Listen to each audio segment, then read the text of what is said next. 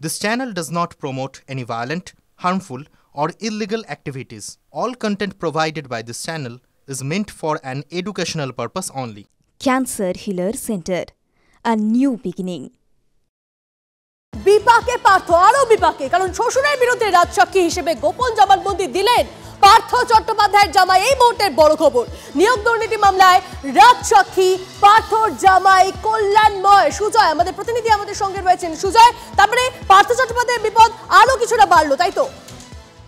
একেবারে সেটা বলার অপেক্ষা রাখে না, তার কারণ ইতিমধ্যেই বিশেষ আদালতে পার্থ চট্টোপাধ্যায় জামাই কল্যাণময় ভট্টাচার্য তার গোপন জবানবন্দি রাজসাক্ষী হিসেবে গোপন জবানবন্দি দিয়ে গিয়েছে, এবং যেটা অবশ্যই পার্থ চট্টোপাধ্যায় সহ এই মামলায় যারা অন্য অভিযুক্ত রয়েছে তাদের বিপদ এবং তাদের দুশ্চিন্তা অনেকটাই বাড়ালো। তাদের পরবর্তীতে জামিন প্রক্রিয়াও অনেকটা বিলম্বিত হতে পারে, তেমনটাই আইনজীবীদের বক্তব্য। এবং এই তদন্তের বা এই বিচার প্রক্রিয়া, এই রাজসাক্ষী হওয়া এবং তার রাজসাক্ষী হিসেবে গোপন জবানবন্দির একটা গুরুত্বপূর্ণ একটা পর্ব ছিল, যেটা ইতিমধ্যে সম্পন্ন হয়েছে। কিন্তু সেই গোপন জবানবন্দির যে কপি এবার তদন্তকারীরা আদালতের নির্দেশে সেটা খতিয়ে দেখবেন, তার কারণ আদালতের স্পষ্ট নির্দেশ ছিল যে কোনোভাবেই যদি তিনি নতুন তথ্য এবং সঠিক তথ্য আদালতে না দেন, অর্থাৎ নিজেকে বাঁচাতে চালাকির চেষ্টা করেন, তাহলে তাকে যে এই মামলা থেকে তাকে ক্ষমা করা হয়েছে, তার বিরুদ্ধে যে সমস্ত অভিযোগগুলি রয়েছে সেগুলি থেকে তাকে নিস্তার পাওয়ার যে একটা সম্ভাবনা রয়েছে সেটা খারিজ হয়ে যাবে এবং তাকে অভিযুক্ত হিসেবে ট্রিট করা যাবে। ফলে এখন যেটা গোপন জবানবন্দি দিয়েছেন সেখানে যে তিনি নতুন তথ্য উন্মোচন করেছেন কিনা, সঠিক তথ্য দিয়েছেন কিনা, সেটা এখন এজেন্সি বা তদন্তকারী সংস্থা খতিয়ে দেখছে। নজর রাখো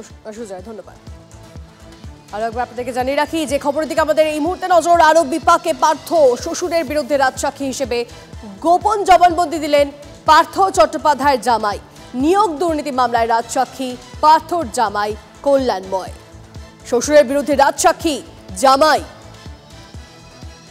নিয়োগ দুর্নীতি মামলায় রাজসাক্ষী পার্থর জামাই কল্যাণময়। আইনজীবী সুদীপ্ত দাশগুপ্ত এই মুহূর্তে আমাদের সঙ্গে রয়েছেন, তার সঙ্গে একবার কথা বলবো।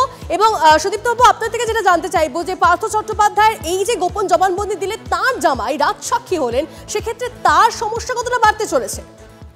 দেখুন, সমস্যা তো অবশ্যই বাড়বে, কারণ ওনার জামাই পুরো ব্যাপারটা জানে, যে কত টাকা ক্যাশ দিয়েছিল, কিভাবে দিয়েছিল, পুরো ব্যাপারটা কিভাবে পার্থ চ্যাটার্জি পরিচালনা করতো, পুরোটাই ওনার জামাই জানেন, এবং তাই জন্যই উনি রাজসাক্ষী হতে রাজি হয়েছেন এবং এই গোপন জবানবন্দি। কিন্তু এই গোপন জবানবন্দির বিষয়টা হলো শুধু কি পার্থ চট্টোপাধ্যায় আরো ফাঁসবে না, আরো কোনো উচ্চতর নেতৃত্ব ফাঁসবে, কারণ একা পার্থ চ্যাটার্জির পক্ষে তো এইসব করা সম্ভব না। এই জবানবন্দিতে কি শুধু পার্থ চ্যাটার্জির নাম থাকবে না, ওনার চেয়ে উচ্চতর নেতৃত্বের নাম থাকবে, এটাই এখন দেখার বিষয়।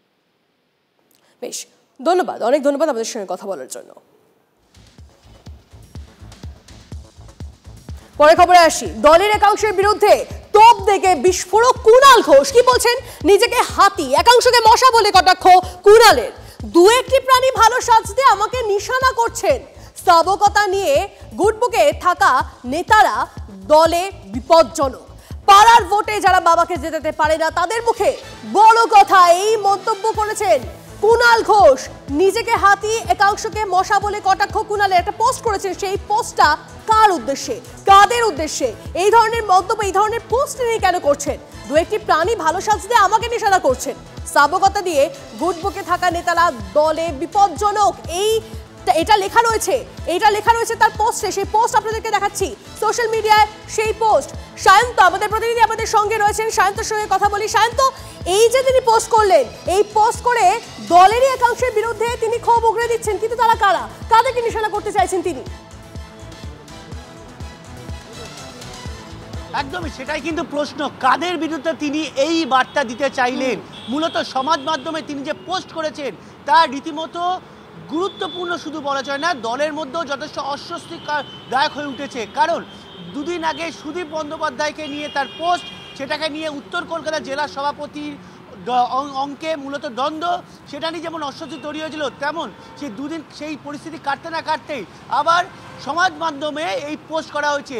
মূলত তিনি যেটা দাবি করেছেন যে যারা নিজেদের এলাকায় নিজেদের জনপ্রতিনিধিদের জেতাতে পারে না, তারা আবার কুণাল ঘোষের সমালোচনা করতে এসছে, এমনকি ভার্চুয়ালি স্থাপকতা করতে এসছে, এই শব্দটিও ব্যবহার করা হয়েছে, যেটা মূলত মনে করা হচ্ছে সুদীপপন্থী যারা অনুগামী রয়েছে তাদেরকেই তিনি বিঁধেছেন। এমনকি এই শুধু সুদীপপন্থী নয়, বেশ কিছু নেতা রয়েছে যারা কুণাল ঘোষের দীর্ঘদিনের নাম না করেও সমালোচনা করেছেন, তাদেরকেও বিঁধেছেন। কিন্তু তারা কারা, এটাই কিন্তু দলের অন্দরমহলে এখন ঘোরাফেরা করছে। কুণাল ঘোষ যে দিনে দিনে অস্বস্তি বাড়াচ্ছে দলের, শায়দ তিনি লিখেছেন যে দু একটি প্রাণী ভালো সাজতে আমাকে নিশানা করছেন। এই কয়েকটা দিনের মধ্যে তাকে কারা নিশানা করেছেন? দেখো, সুদীপপন্থী অর্থাৎ সুদীপ বন্দ্যোপাধ্যায় অনুগামী বলে যারা দলের মধ্যে পরিচিত, তারা কিন্তু ফেসবুকে কোথাও না কোথাও কুণাল ঘোষকে বা অন্যান্যভাবে কুণাল ঘোষকে নিশানা করেছে। এমনকি কুণাল ঘোষ যে উত্তর কলকাতার জেলা সভাপতি হবার জন্য রীতিমতো উঠে পড়ে লেগেছে, সুদীপ বন্দ্যোপাধ্যায়কে সরিয়ে দিতে চেষ্টা করছে, এই ধরনের মন্তব্য তার দিকে উড়ে এসেছে।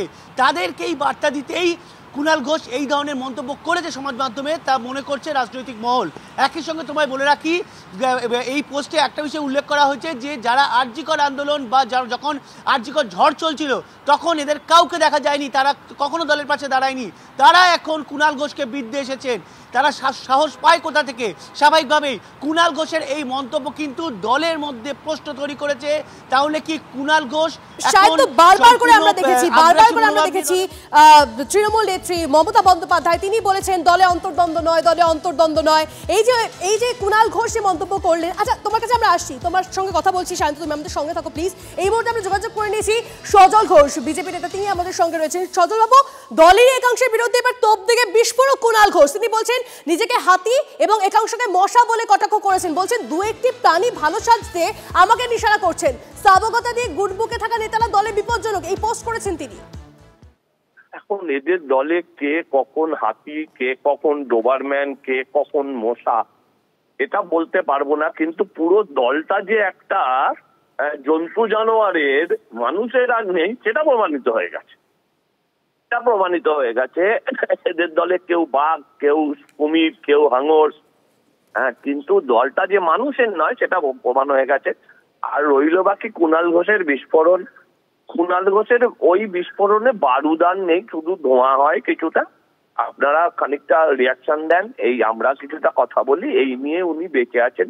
আমি ওদের দলের ভেতরে কে কাকে কি কটাক্ষ করলো সেগুলো নিয়ে আর মন্তব্য করব না। কার উদ্দেশ্যে করেছে সেটাও বোঝা যাচ্ছে না। এখন সেটা সাধন পাণ্ডের উদ্দেশ্যে, সুদীপ বন্দ্যোপাধ্যায়ের বা তার স্ত্রী নয়না বন্দ্যোপাধ্যায়ের উদ্দেশ্যে, কোনোটাই আমাদের কাছে ক্লিয়ার নয়। আর সবচেয়ে বড় কথা হচ্ছে, বাংলার মানুষ এই চিড়িয়াখানার প্রাণীগুলো কি বললো তাই নিয়ে এতটুকু ইন্টারেস্টেড নয়। বেশ, অনেক ধন্যবাদ আপনাদের সঙ্গে কথা বলার জন্য। কথা বলছিলাম বিজেপি নেতা সজল ঘোষের সঙ্গে।